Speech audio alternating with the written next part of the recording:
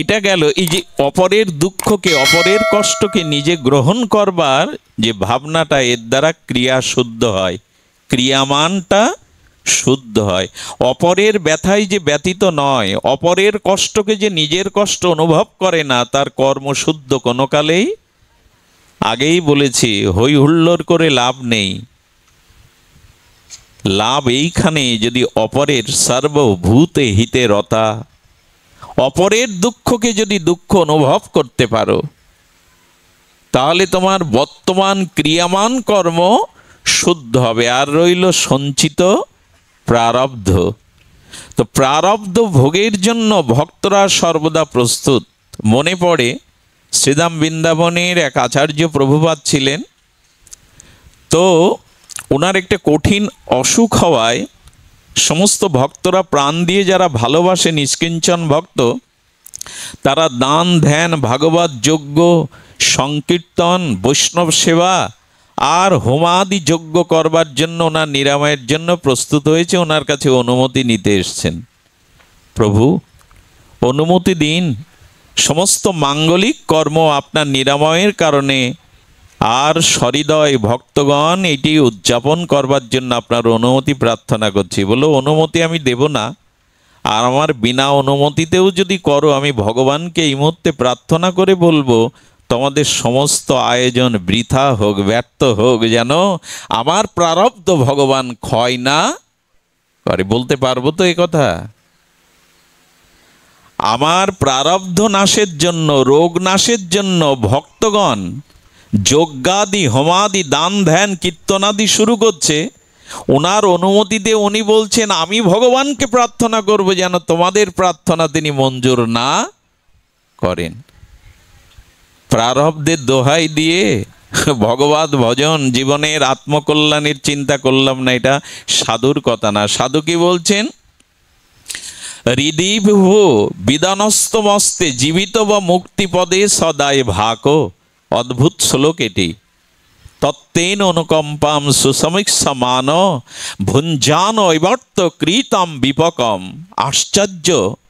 ভক্ত কখনো ভগবানের কাছে নিজের প্রারব্ধ নাশ করতে চাইবেন না। ব্রহ্মা বলছেন, প্রভু, আমার কর্মের দ্বারা যে বিপাকম, যত বিপক আছে সেগুলো তুমি ভুগিয়ে নাও, কর্মফলটাকে নাশ করে নাও। একটি দৃষ্টান্ত আছে, কথাটি ব্রজে বসেই, রাধাকুণ্ডে বসেই শোনার ভাগ্য হয়েছিল মহত শ্রীমুখে। এক বাবাজি মহারাজের গোবর্ধনের পাশে এক বাবাজি মহারাজ, প্রায় 90 অর্ধে বয়স, ভজনানন্দী মহাপুরুষ, গলায় দুটো বড় বড় ফোড়া হয়েছে। কি হয়েছে? এত বড় বড় হয়েছে যে উনি ঢোক গিলতেও, জল খেতেও পারেন না, এবং কোনো সেবক উনি রাখতেন না। এক বাঙালি যুবক, 25 বছর বয়স, একে রেখেছিলেন নিষ্কিঞ্চন সরল হিসাবে। তো গুরুদেব যখন নাওয়া খাওয়া ছেড়ে দিলেন, আর যন্ত্রণায় একদিনও শ্রীমন্দিরে গিয়ে তিনি রাধারানীকে জানাননি তার এই অসুখের জন্য, এবং নিষেধ করেছেন তার শিষ্যকে কখনো রাধারানীকে এ ব্যাপারে না জানাতে। তো যেদিন গুরুদেব আহার ছেড়ে দিয়েছেন, আর এই বড় বড় ফোড়া দুটি গলগণ্ডের মতো বড় হয়ে গেছে, ও গুরুদেবের এই দুর্দশা সহ্য না করতে পেরে কুণ্ডের ধারে গিয়ে অঝরে কাঁদছেন। সারা রাত কাঁদল, হে মাধব, হে কেশব, হে গোবিন্দ, পারো না? শ্রী গুরুদেব আমার আধার, আমার আশ্রয়, তার এই ব্যথা যন্ত্রণা এক বিন্দু জলও উনি স্পর্শ করতে পারছেন না, কৃপা করো। সারা রাত কাঁদল। ভোরের আলো ফুটল, বলরাম এবং কৃষ্ণ রাখাল বেশে তার সামনে যেতে গিয়ে বলছে, সারা রাত কাঁদছ কেন বসে? আজও তো প্রকট বৃন্দাবনের লীলা হয়, দৃশ্যমান বৃন্দাবনে, অপ্রকট বৃন্দাবনে প্রকট লীলা আজও হয়। গোবিন্দ বলছেন, কেন কাঁদছ তুমি? তুমি শুনে কি করবে? ভালো করে দিতে পারবে? আমার ছিল গুরু মহারাজের বড় বড় দুটো ফোড়া হয়েছে, বড় যন্ত্রণা কাতর। বললেন, আমি ওটা সারাতে পারি, কিন্তু তোমার গুরুদেব ওটা সারাবে না। ও খুব দৃঢ়চেতা মানুষ, ওটা উনি সারাবে না। বললে, উপায়টা বলুন না, একটু করুণা করুন না যদি জানা থাকে। গোবিন্দ রূপে রাখাল রূপে শিশুকে দেখে ওনার ভক্তি এসেছে। একটা উপায় করুন না, বলো দিচ্ছি উপায়, তবে কাজে আসবে বলে মনে হয় না। গুরুদেব এটা গ্রহণ করবে না। উনি একটা পাতা দিয়ে বললেন, গুরুদেব যখন ঘুমাবে না তখন এই পাতাটা শুয়ে দিও, খবরদার উনি চেতন থাকতে কিন্তু দিও না, উনি গ্রহণ করবে না। গুরুদেব কিছুটা নিদ্রা বা তন্দ্রাচ্ছন্ন অবস্থায় ওটা ছুঁয়ে দিয়েছে। ভোরবেলা গুরুদেব গলায় হাত দিয়ে দেখে ফোঁড়া দুটো আর স্বয়ং গোবিন্দে। বেশি দিন আগের কথা না, সাক্ষাৎ লীলাতে দেখছেন যে ওনার সেই ফোঁড়া দুটো আর নেই। চিৎকার করছেন। আমরা যেমন মালা হারিয়ে ফেলি, জপের মালাটা কোথায় রেখেছি, বাড়িতে বলি কোথায় আমার মালা, উনি বলছেন এই আমার গলায় গোবিন্দ যে মালা দিয়েছিল রাধারানী, সে মালা দুটো কোথায়, কোথায় গেল, তাড়াতাড়ি তাড়াতাড়ি খোঁজ, কোথায় গেল। শিষ্য নীরবে অবনত মস্তকে দাঁড়িয়ে আছেন। কিছু বলছিস না কেন, মালা দুটো কই, মালা বলছেন গলার। এই হলো সাধু, মালা বলছেন গলার, কোথায় গেল জানিস তুই? মিথ্যা তো বলতে পারেন না। চরণে পড়ে বললেন, বাবা অনেক কষ্ট পাচ্ছিলেন, আমি সারা রাত কুণ্ডের ধারে কাঁদাতে ভোরবেলা একটা বালকে সেই পাতাটা দিয়েছিল, ছোঁয়ালে ছোঁয়ালে এটি নিরাময় হয়ে যাবে, তাই আপনার অনুমতি না নিয়েই আমি এই কাজটি করেছি, আমাকে ক্ষমা করুন। সঙ্গে সঙ্গে বললেন, বেরিয়ে যা, বেরিয়ে যা, তোর মুখ দর্শনও যেন আমাকে আর না করতে হয়, আমাকে আর মুখ দেখাবি না। চরণে পড়ে বললেন, গুরুদেব আপনি ছাড়া এই জগতে আমার কোনো আশ্রয় নেই, আমি বাঁচব না আপনাকে ছেড়ে। বললেন, আমি তো অপরাধ করিনি, অন্যায় করিনি। বললেন, আবার মুখে মুখে তর্ক হচ্ছে, অপরাধ করিসনি তুই, অপরাধ তুই করিসনি, জানিস না তুই আমাকে আরো অনেকবার জন্মের কারণ করে দিলি। ওরে এই প্রারব্ধটা ভুগলে আমি এই জন্মেই হয়তো করুণাময়ের কৃপা পেতাম, কিন্তু এই প্রারব্ধের কারণে আমাকে আরো কতবার জগতে আসতে হবে, ক্ষতি করিসনি তুই। এই হলো ভজন অনুভূতি, এই হলো সাধুর অনুভূতি। প্রারব্ধ নাশের জন্য ভগবানকে কখনো জানাবেন না, প্রারব্ধটা ভুগিয়ে নাও প্রভু।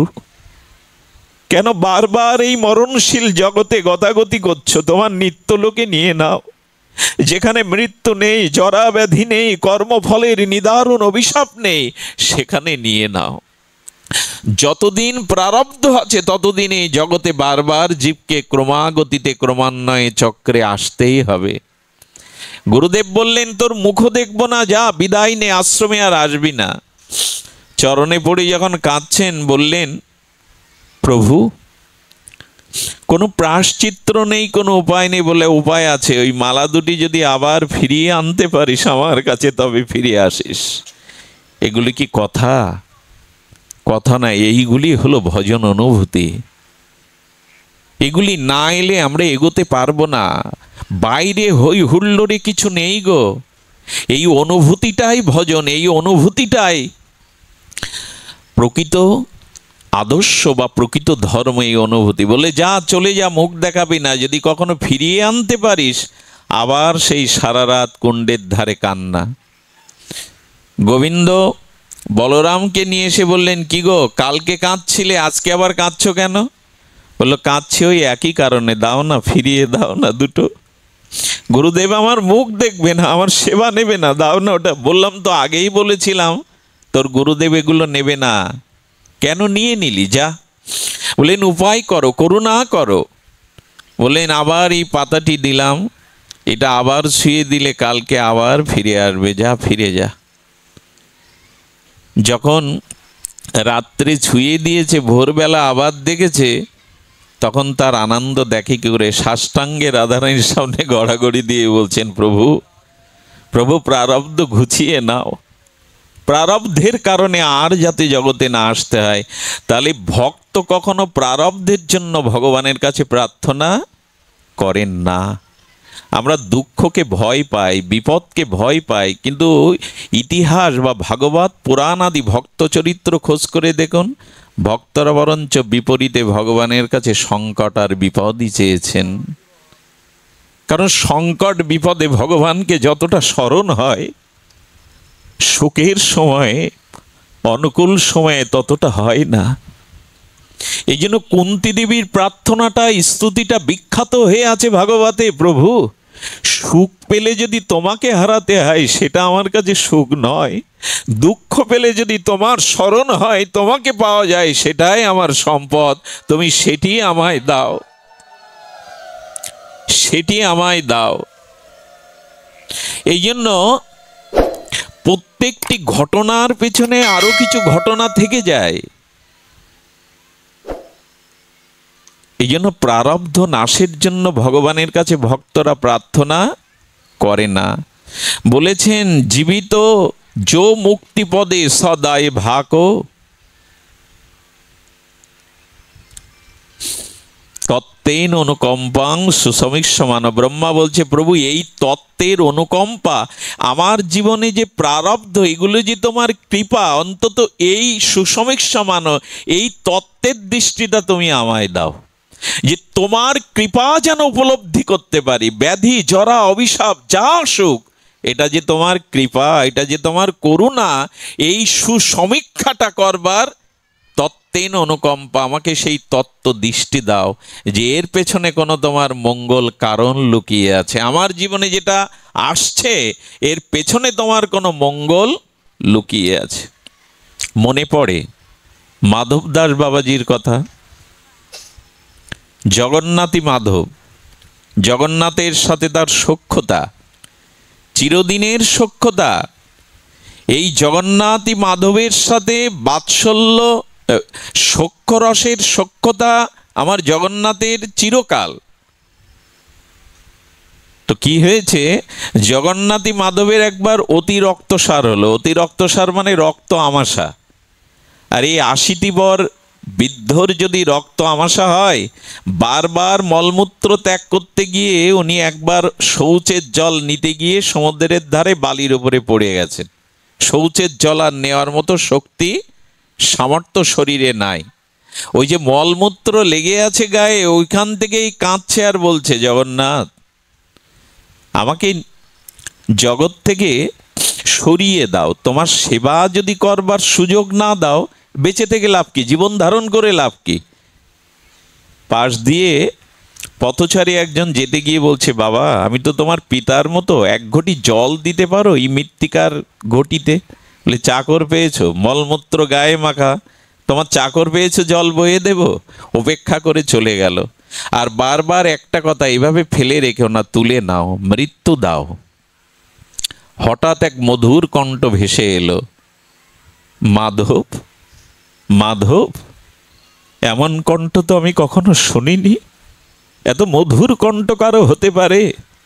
মাধব। এই মাধব ডাকতে ডাকতেই শীতল জল মাধবের অঙ্গে দিয়ে সেই মলমূত্র বিধৌত করছেন। পেছনে তাকিয়ে দেখেন, যিনি মলমূত্র সযত্নে পরিষ্কার করছেন তিনি আর কেউ না, সাক্ষাৎ জগন্নাথ। পৃথিবীর কোনো শাস্ত্রে, কোনো ইতিহাসে আমি এরকমটা পাইনি। আমি জানি না অন্য মতে, অন্য ধারায় এ জাতীয় ভক্তবৎসল ভগবানের কোনো দৃষ্টান্ত আছে কিনা। ভগবান তুমি মলমূত্র পরিষ্কার করে দেবে ভক্তের? মাধব চোখের জলে হাত জোর করে বললেন, কেন কলঙ্ক দিচ্ছ আমায়? আমার মলমূত্র তুমি কেন পরিষ্কার করবে? এটা তোমার নামই কলঙ্ক হবে, মহিমায় কলঙ্ক হবে, এটা করো না। আচ্ছা মাধব। মাধব বলছে, আচ্ছা জগন্নাথ, তুমি এটা না করে তো একটা সমাধান করে দিতে পারো, আমার অসুখটা তোই সেরে দিতে পারো, মিটে যায় তো, কেন এটা করছো? আমার অসুস্থতা সেরে দিতে পারো? বলো, পারি বটে, তবে সারবো না। মাধব, যে আমার চরণে সমর্পিত হয়, যে একান্ত আমার হয়, আমি সেই আমার ভক্তের প্রারব্ধকে নাশ করি না।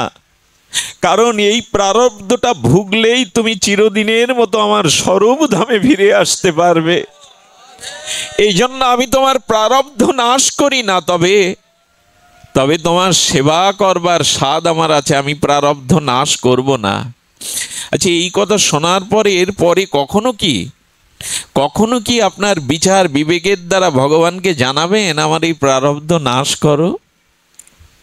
প্রভু, প্রভু তুমি এত দয়ালু, এত কৃপালু। বলে হ্যাঁ গো মাধব, তোমার এই জন্মের এইটুকু প্রারব্ধই বাকি ছিল, এগুলো ভুগলে চলো দুজনে নিত্য পরমানন্দ স্বরূপ ধামে ফিরে গিয়ে আনন্দ করি।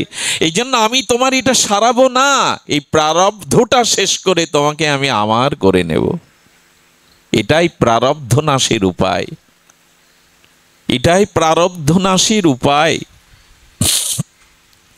শুধু ভক্তগণ, এই জন্য বর্তমান যুগ অনুকূল নয়, পরিবেশ অনুকূল নয়, প্রারব্ধ বা কর্ম আমার অনুকূল নয়, এইসব কথা ভজনে কখনো আনবেন না। শুধু অনুরাগ চাই, প্রীতি চাই। কুম্ভনাথের কথা মনে আছে? এগুলো ভক্তমালে পড়ে নেবেন। কুম্ভনাথের চরিত্র বড় বিচিত্র। অষ্ট সখা রূপে এসেছিলেন কুম্ভনাথ। তা কুম্ভনজি যখন মাঠে নাঙল চড়াতেন আর গোপাল এসে ওর ঘাড়ে বসতো, শ্রীনাথজি এসে ওর ঘাড়ে বসতো, যে রোদে তুমি কষ্ট করছো, আমিও তোমার সাথী হই। একদিন বসে আছে ঘরের মধ্যে, হঠাৎ কোলে বসে আর দাড়ি ধরে ধরে, কুম্ভনাথের দাড়ি ধরে ধরে তার সাথে কথা বলছে। তো দাড়ি ধরে টানছে, কথা বলছে গোপাল।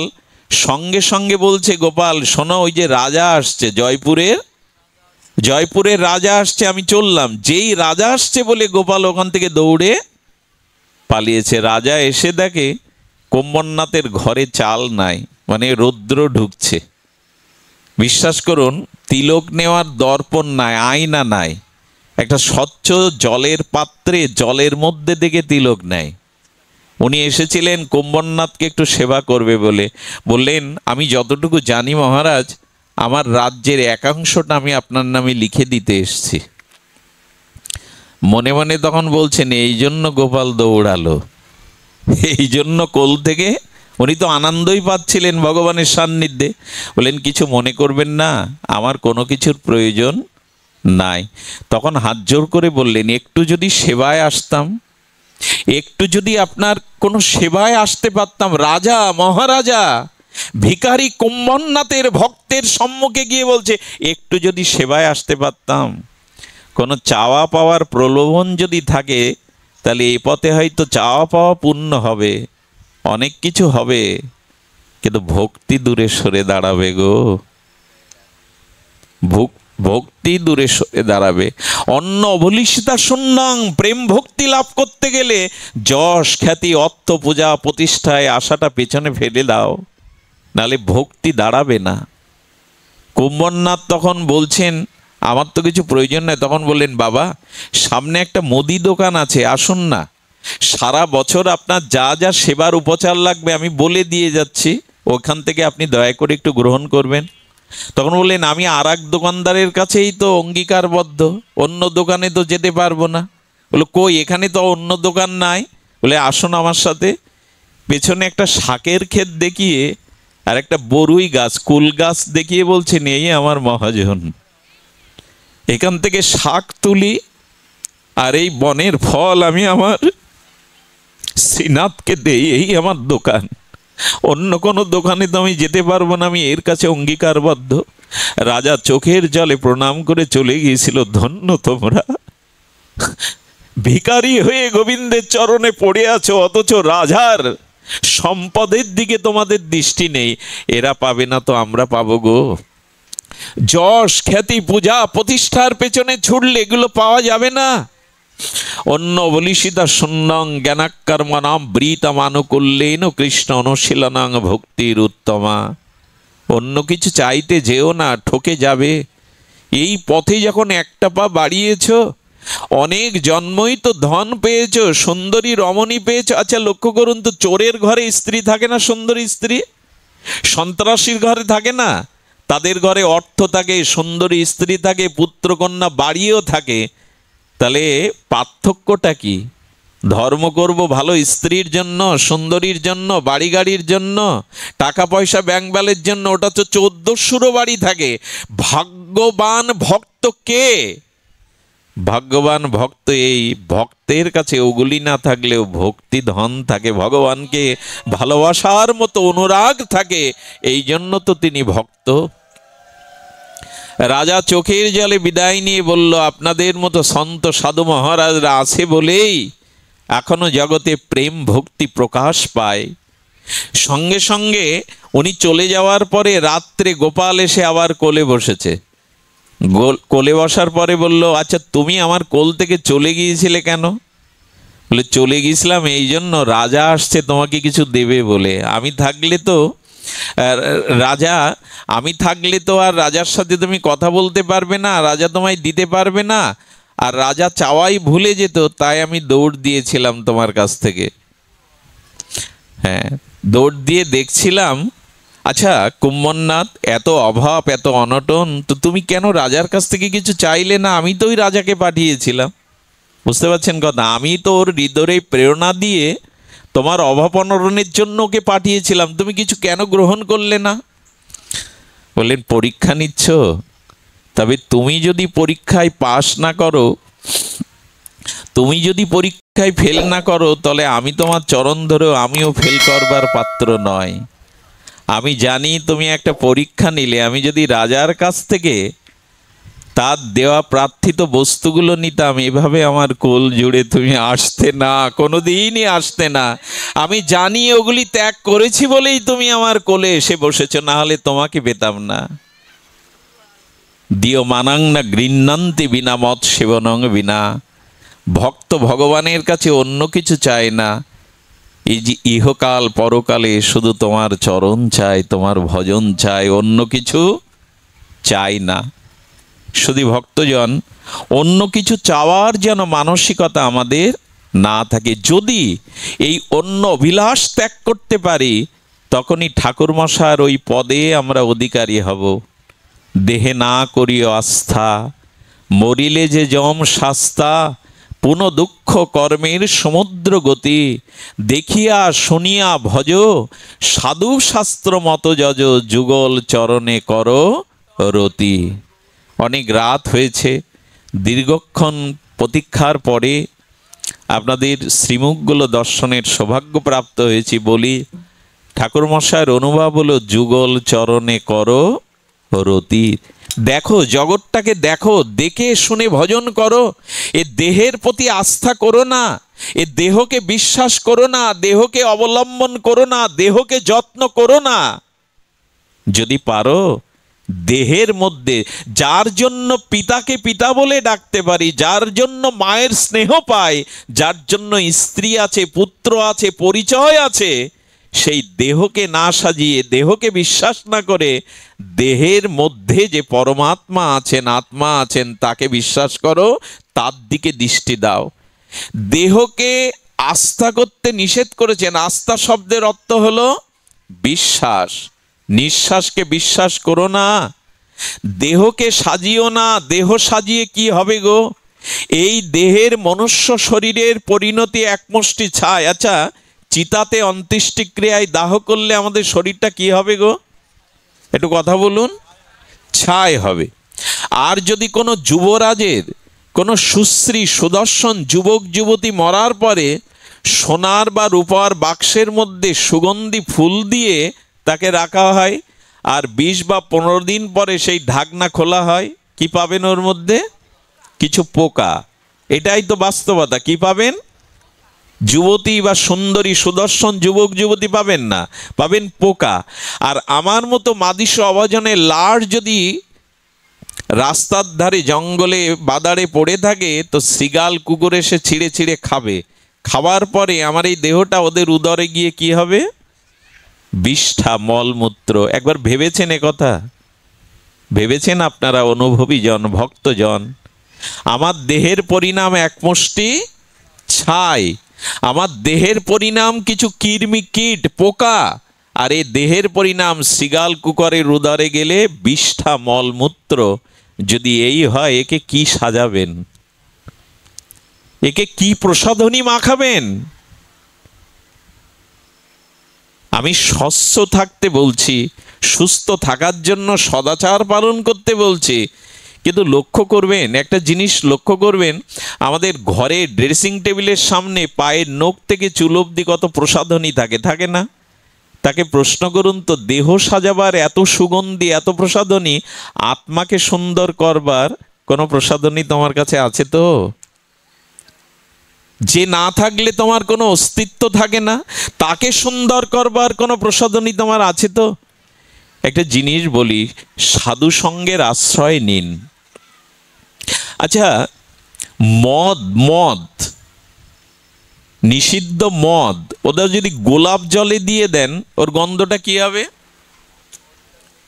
জল যদি মদে দিয়ে দেন, জল যদি মদে দিয়ে দেন তো মদের দুর্গন্ধ আসবে। আর মদ যদি গোলাপ জলের মধ্যে দিয়ে দেন দু এক ফোঁটা, তবে সেই গোলাপের গন্ধেই রূপান্তরিত হবে। আমার বলবার অভিপ্রায় হলো, যার যেমন সঙ্গ তার তেমনি রঙ্গ বা প্রসঙ্গ, তার দৃষ্টি বৃত্তি প্রবৃত্তি তেমন। যদি সৎসঙ্গ রূপ আর গোলাপের সুগন্ধে দিতে পারেন মদ, তাহলে ওটাই হয়ে যাবে সুগন্ধময়। আমি বলছি সঙ্গের প্রয়োজন। শুদ্ধ ভক্ত সঙ্গ ব্যতীত, মহৎ সঙ্গ ব্যতীত এরূপ ভাবনা আসতে পারে না যে দেহকে নয় আত্মাকে সাজাতে হবে। এখানে অনেক মায়েরা আসে দেখবেন, বিশেষ করে মায়েদের বলছি কেন, মায়েদের হৃদয়টা কোমল।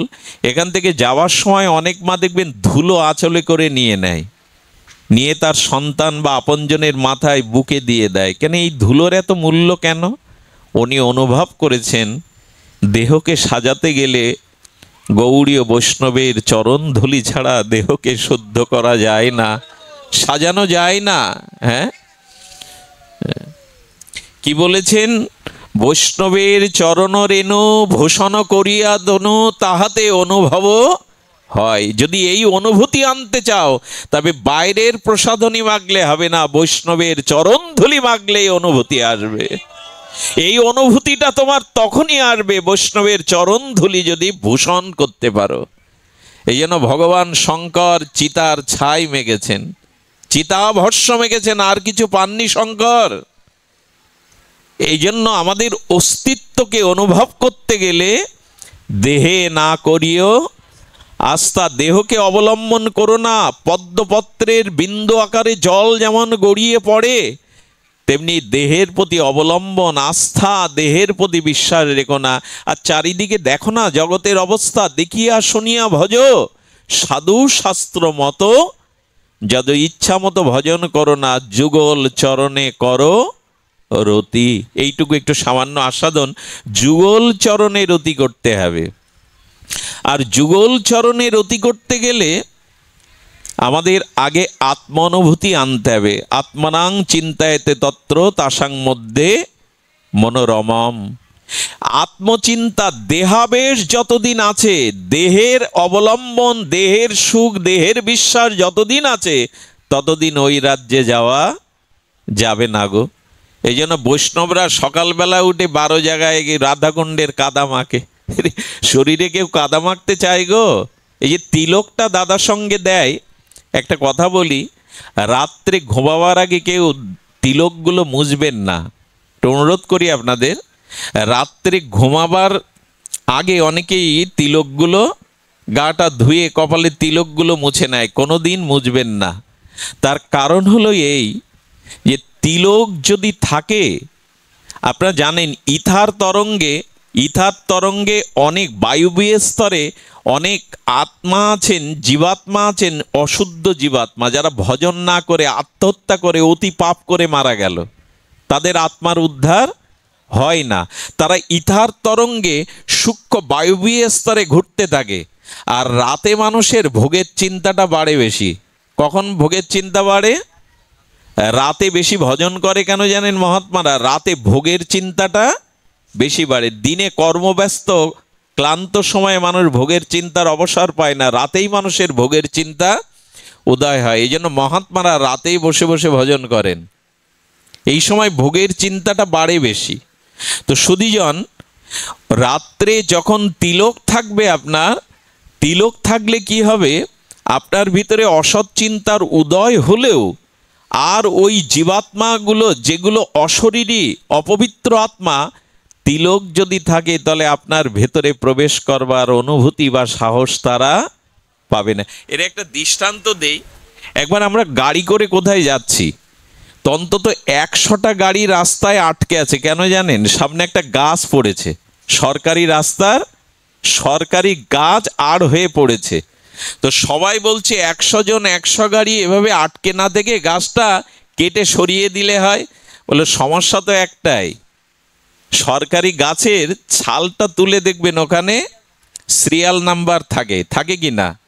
এখন সরকারি গাছ যেই কাটবে তার নামে সংবিধানে আছে মামলা দেয়া হয়।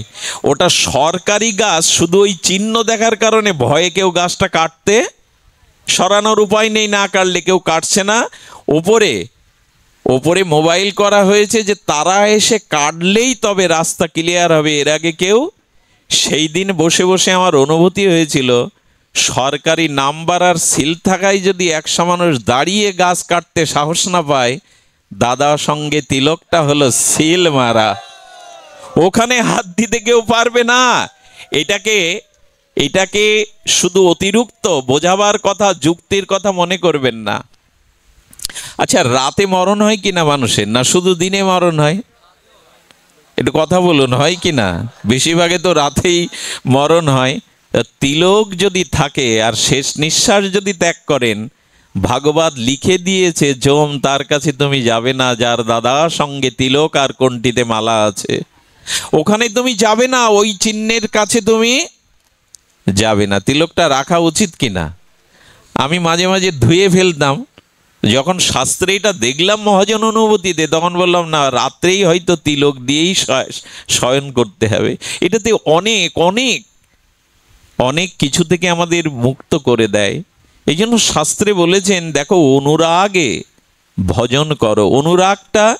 অনুরাগটা এই ব্রজের কিছু রেণু, অর্থাৎ রাধাকুণ্ডের রেণুতে বা গোপীচন্দনের ভিতরে এমন কিছু রেণু লুকানো আছে, ওটা স্পর্শ করার সাথে সাথে একটা অনুভূতি কাজ করে, একটা অনুভূতি আপনার ভেতরে আসবেই।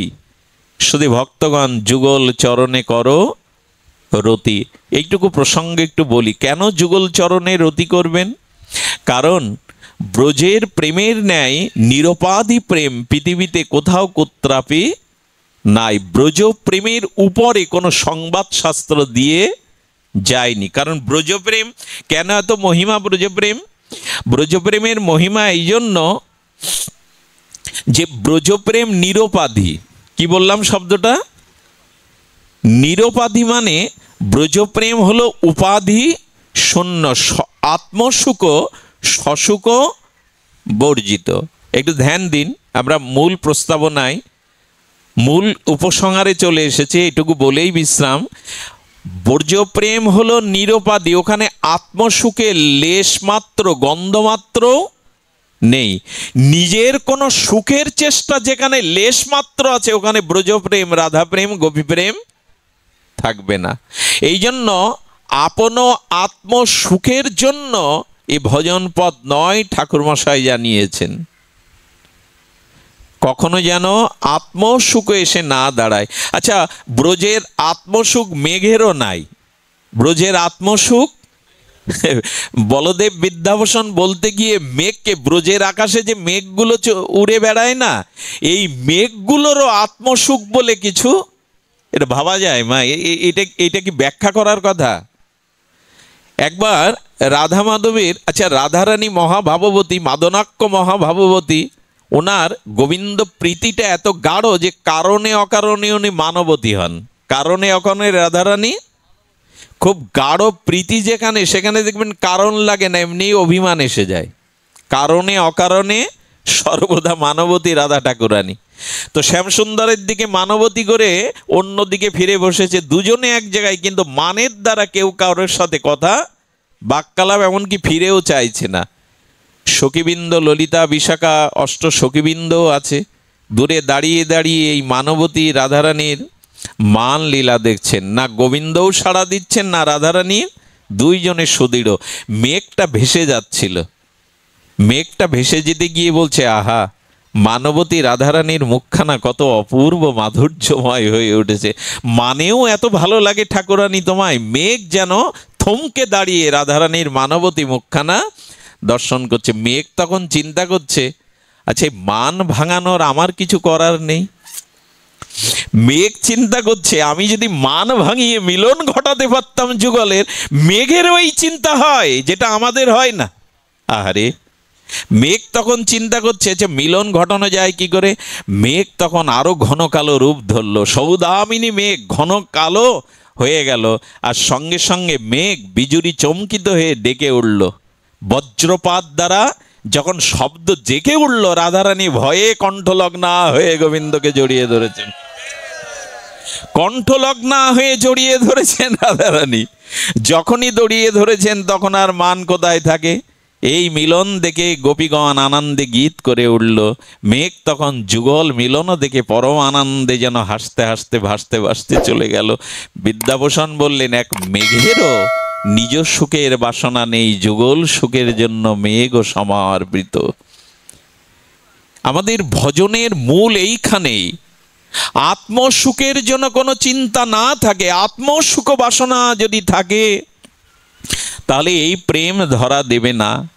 আর কি আত্মসুখ বর্জিত ব্রজপ্রেমের মধ্যে আরেকটি হলো ঐশ্বর্য ভাব না থাকা। ঐশ্বর্য জ্ঞানে ভজন করলে মাধুর্য পাওয়া যাবে না, অবশ্য ঐশ্বর্য তো থাকতেই হবে।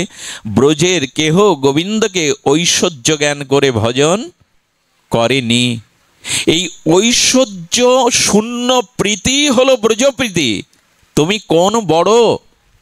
আরে গোবিন্দ তোমার, আমাদের কোনো প্রয়োজন তোমার কাছে নাই, বরঞ্চ তোমার প্রয়োজন আমাদের কাছে। আরে বাবা, ভগবানকে এরূপ বলা যায় তো যে তোমার কাছে আমাদের কোনো প্রয়োজন, বরঞ্চ গোবিন্দ আমাদের দ্বারে তোমাকে বারবার আসতে হবে, তোমার প্রয়োজন আমাদের কাছে।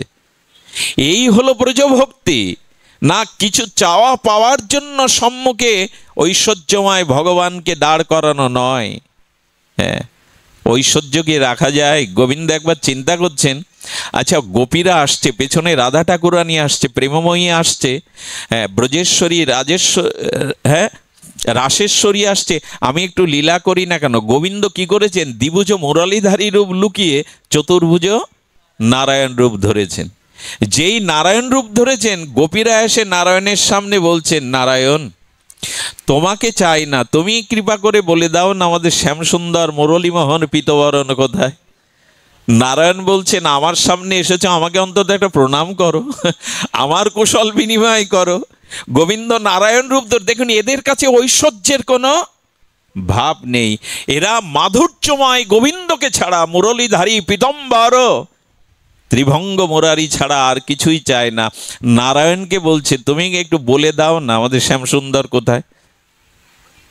বলে এদের তো ফাঁকি দিলাম, এরা আমায় চিনতে পারেনি, এদের ফাঁকি দিলাম। রাধারানী আসছে, দেখি আমায় চিনতে পারে কি না। যেই ঠাকুরানী সামনে এসে দাঁড়িয়েছে, আচ্ছা মোমকে যদি আগুনে ধরা হয় কি হয়? মোমের স্বরূপ থাকে তো, অখণ্ড স্বরূপ থাকে তো, গলে যায়। যেই রাধারানী তাকিয়েছেন ওনার দিকে, রাধারানীর দিকে গোবিন্দ যেই তাকিয়েছেন, সে আর ঐশ্বর্য চতুর্ভুজ রাখবার মতো ক্ষমতা গোবিন্দরও নাই। দ্বিভুজ মুরলীধারী রূপ ধরে প্রকাশ হয়ে গেলেন। ওনার নিজেরও সত্য নয়, করুণাময়ীর সামনে নারায়ণ রূপে টিকে যায়। এই হলো ব্রজের মাধুর্য। রাধারানীর সামনে গোবিন্দ ঐশ্বর্য মূর্তিতে দাঁড়াতেই পারেন না। সেই মুরলীধারী পীতম্বরধারী শ্যামসুন্দর মদনমোহন ব্রজেন্দ্র নন্দন, ব্রজের জীবন গোপী মনোজন, তিনি দাঁড়িয়েছেন সেই মুরলীধারী পীতম্বর শ্যামসুন্দর অনিন্দ সুন্দর হয়ে। রাধারানীর সামনে গিয়ে দুটো হাত লুকাতে বাধ্য হলেন, মুরলী ধরতে বাধ্য হলেন। শুধু ভক্তগণ, এই জন্য এই যে নিরোপাদি, এই যে স্বার্থশূন্য আর ঐশ্বর্য শূন্য, ঐশ্বর্য মানে যাদের কাছে ভগবান বিরাট বড় আর আমি খুব ক্ষুদ্র, তাদের সাথে প্রেম হয় না। আকাশে আর মাটির সাথে প্রেম হয় কোথায়? আকাশে যিনি আর মাটিতে যিনি। এই জন্য ভগবানকে নিজজন, প্রিয়জন, আপনজন, সেটি বাৎসল্য সখ্য অথবা দাস্য, বাৎসল্য, সখ্য অথবা মধুরাতি মধুর কান্তা প্রেম চাই। এই প্রেমের সংবাদ ঠাকুর নরোত্তম, রূপ সনাতন আদি তাদের অমর গ্রন্থে লেখনী ফলকে অনুভব জানিয়ে গেছেন। যুগল চরণে করো রতি, যুগল চরণে রতি করো। আর এইটি শুরু করতে গেলে, যেহেতু এখানে নামযজ্ঞ, আমি অনুরোধ করব ভগবানের নামটা বেশি বেশি নিতে শুরু করুন। যদি ব্রজরাজ্যে, প্রেমরাজ্যে পৌঁছাতে হয় চিত্ত শুদ্ধির জন্য, সূচনাটা হলো হরি নামটাকে বেশি বেশি আশ্রয় করা। এই নাম আপনাকে ব্রজের পথ, অনুরাগের দৃষ্টি খুলে দেবে। বহুদিন ধরে হরিনাম করতে করতে চিত্ত শুদ্ধি হলে কেবল ব্রজের পথে যাওয়া যায়।